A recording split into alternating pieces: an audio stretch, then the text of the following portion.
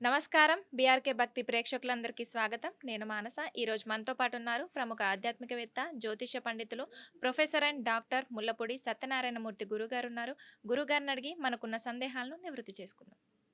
నమస్కారం గురుగారు. నమస్కారం అమ్మ మనస. గురుగారు, లలిత సహస్రనామాలు చదివేటప్పుడు మనం ఏ నియమాలు పాటిస్తే మంచి ఫలితం ఉంటుంది అంటారు? లలితా సహస్రాలు అనేది మొత్తం చాలా రహస్యమైనటువంటి మంత్రాలవి. అందువల్లనే దాన్ని మాలా స్తోత్రం అంటారు. లలిత రహస్యనామ స్తోత్ర మహామంత్రస్య అంటాము. అందువలన ఇవి అందరికీ పబ్లిసిటీ ఇచ్చి చేసేది కాదు. మొట్టమొదటగా అసలు లలితోపాసకులు అని వీళ్ళు వేసుకుంటున్నారు కదా! అసలు లలిత అమ్మవారు ఉపాసన చేస్తున్నట్టు పక్క వాళ్ళకి కూడా చెప్పకూడదు. అందుకే క్లియర్‌గా ఏం చెప్పాడు, లలిత రహస్యనామ స్తోత్ర మంత్రస్య, రహస్యంగా చేయాలి.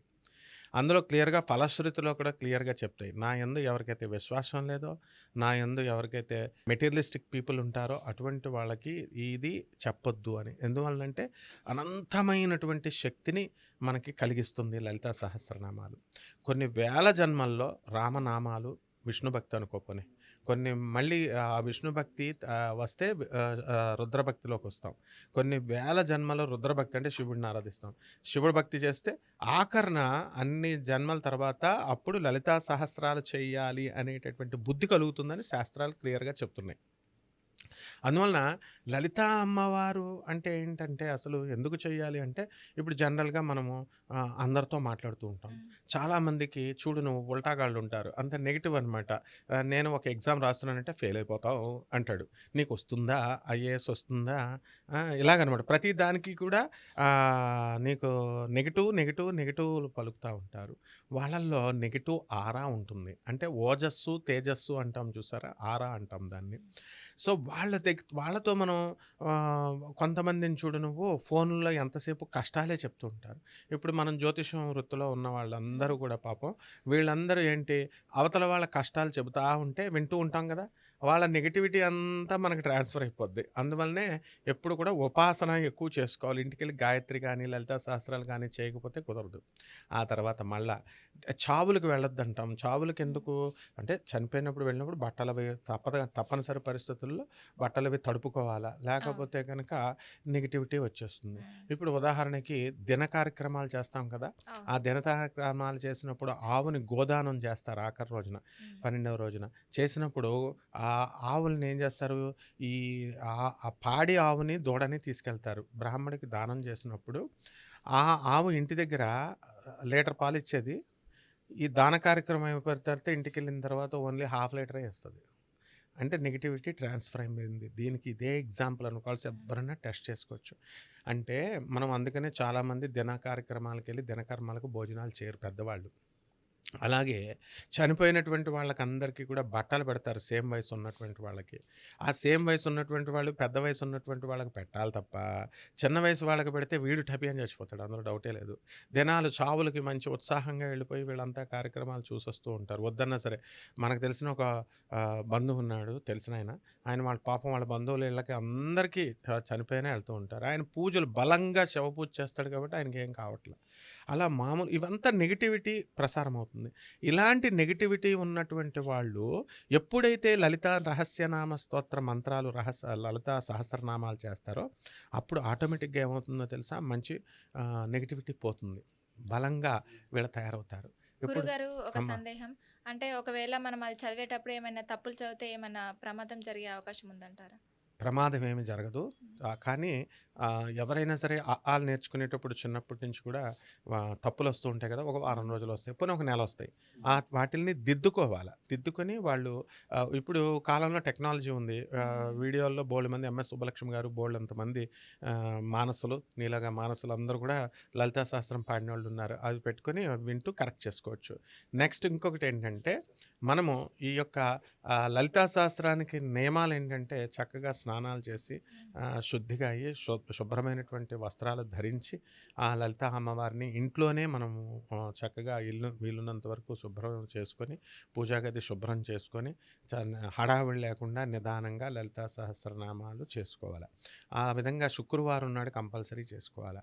మనకి లలితా సహస్రం పౌర్ణమి రోజున చాలామంది పూర్వ గురువులందరూ కూడా చూస్తే పౌర్ణమి రోజున ఎక్కువ మంది చేస్తూ ఉంటారు. అన్నదానం చేస్తుంటారు. పులిహోర మా గురువుగారు పురాణపండ రాధాకృష్ణమూర్తి గారు రాజమండ్రిలో భాగవత మందిరం అని ఉంటుంది.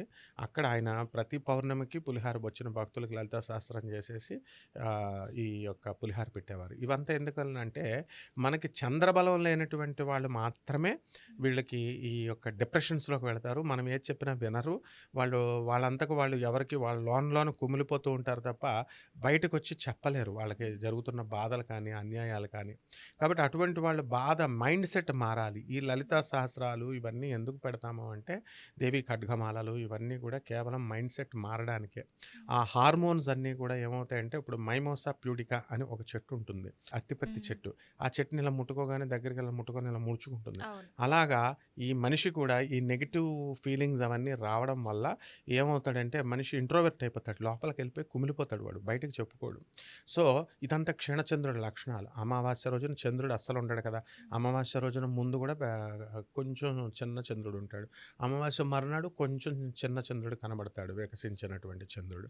సో, ఈ ఈ రోజుల్లో పుట్టినటువంటి వాళ్ళు వృశ్చిక రాశిలో చంద్రుడు నీచపట్టి ఉంటాడు.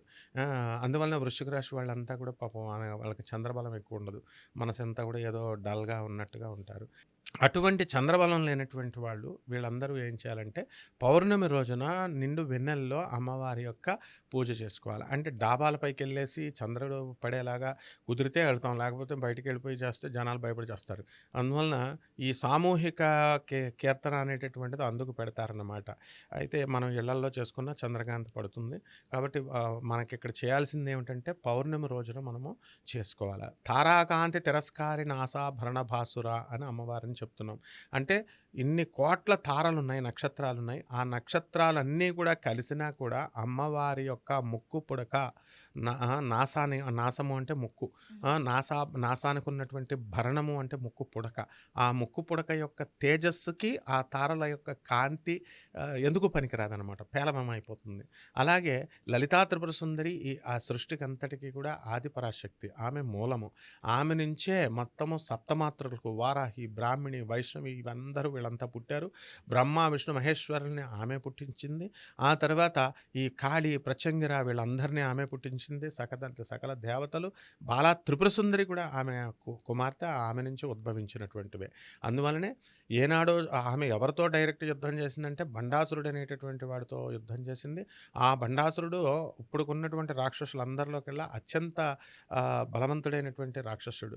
ఏనాడో చనిపోయినటువంటి రావణుణ్ణి, ఇంద్రజిత్తుని, కంసుణ్ణి ఇలా ఎవరెవరైతే ఈ దశావతారాలు పెట్టారో ఆ దశావతారాల్లో రాక్షసులు శ్రీమన్నారాయణమూర్తి వధించారో వాళ్ళందరినీ వధించాడనమాట ఆయన.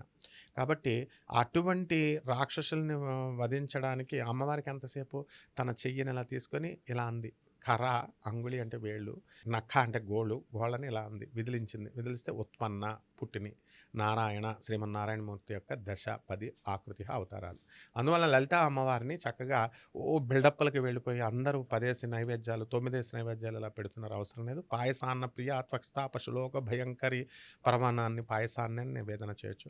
కదంబ వనవాసిని అన్నారు. కదంబ పుష్పాలని అమ్మవారికి పెడితే సరిపోతుంది. అలా ఆ సీజన్లో దొరికేటటువంటి పువ్వులను తీసుకొని కుంకుమార్చన చేసుకుంటూ ఆ శ్రీచక్ర అర్చన, నవావరణ పూజ ఉంటుంది అమ్మవారి పూజలో. చండీ నవారణ పూజన ఎలాగైతే శ్రీచక్ర పూజ ఉన్నటువంటి వాళ్ళు ఉంటారు. ఆ ఆవరణాలంటే ఎంట్రీ అనమాట. ఒక్కొక్క పూజకి ఒక్కొక్క దేవతకి 9 దేవతలకి చేసుకుంటూ లలితా పరమేశ్వరి సాధన చేస్తాం. ఈ సాధన చేయడం వల్ల అమ్మవారు దివ్య తేజోమణి, మొత్తం జగదేక సుందరి అనమాట. అందువలన అమ్మవారిని మించినటువంటి అందం లేదు. కాబట్టి ఆ అందం నుంచి వచ్చినటువంటి ఓజస్సు, తేజస్సు ఎవరైతే అమ్మవారిని పూజిస్తున్నారో అటువంటి వాళ్ళ నెగిటివిటీని అంతటినీ పారద్రోలి సకారాత్మక శక్తి అమ్మవారు. ఇవన్నీ నెగిటివ్ ఎనర్జీ అంతా నకారాత్మక శక్తి. ఇవన్నీ కూడా నెగిటివిటీని పోగొట్టేసి వీళ్ళకు ఉన్నటువంటి బ్లాక్ మ్యాజిక్స్, చేతబళ్ళు, ఈ భూత ప్రేత పిశాచ బాధలు అన్నీ పోతాయి అన్నమాట. చేతబల్ల పన్న వాళ్ళు కూడా ఈ లలిత శాస్త్రనామాలు చదివితే దాని నుండి బయటపడొచ్చు బయట అంటారు. పడిపోతారు. ఓకే. పరిపూర్ణంగా పడిపోతారు. అయితే ఓకే. చాలామంది తెలియక ఉగ్రదేవతలాగా ఉండాలేమో, కాళీ, కపాలిని, చండి, దుర్గా ఇలా కత్తులేసుకొని, త్రిశూలాలేసుకొని పొడి చేసే దేవతలే చేస్తారేమో ఉంటుంది. వాళ్ళని మించినటువంటి డేంజర్ అమ్మ ఈవిడ. లలితాదేవి పైకి కనబడడానికి స్మూత్‌గా నవ్వుతూ ఉంటది. చూడు ఎవరైనా సరే మన మనుషుల్లో చాలా సైలెంట్‌గా నవ్వుతూ ఉంటారు. వెనక నుంచి పొడి చేస్తారు. ఆ టైప్ అవును. అనమాట లలితాదేవి. అంటే మంచి లలితాదేవి. మంచి హ్మ్. సైలెంట్ కిల్లర్ అనమాట. కాబట్టి ఈ ఎవరి పాలిట రాక్షసుల్ని వాళ్ళని ఎనకరించి పొడి చేస్తది. భక్తుల్ని నమ్మినటువంటి వాళ్ళని మాత్రం తాను కరెక్ట్‌గా ఇస్తుంది. అందువల్లనే ఈ సృష్టి అంతా కూడా బాలాలీలా వినోదిని అన్నారు. అంటే మొత్తం అంతా కూడా ఆమె యొక్క క్రీడ అనమాట. ఆట. ఆడుకొని ఈ ఇసుక పిల్లలు ఇసుకతో చిన్న పిల్లలు ఇల్లు కట్టుకున్నట్టు కట్టుకొని మనం వెళ్లి ముట్టుకుంటే ఏడుస్తారు. కానీ వాళ్ళే ఆడేసుకున్న తర్వాత ఇలాగ చెడగొట్టేసి చెరిపేసి వెళ్ళిపోతారు. ఆ విధంగా ఈ సృష్టిని సృష్టించిన ఆ జగజ్జనని మనం మన రోల్స్ అంతా అయిపోయిన తర్వాత తనే మళ్ళీ లయం చేసేసి, చంపేసి, ప్రళయం చేసేసి వెళ్ళిపోతుందమ్మ.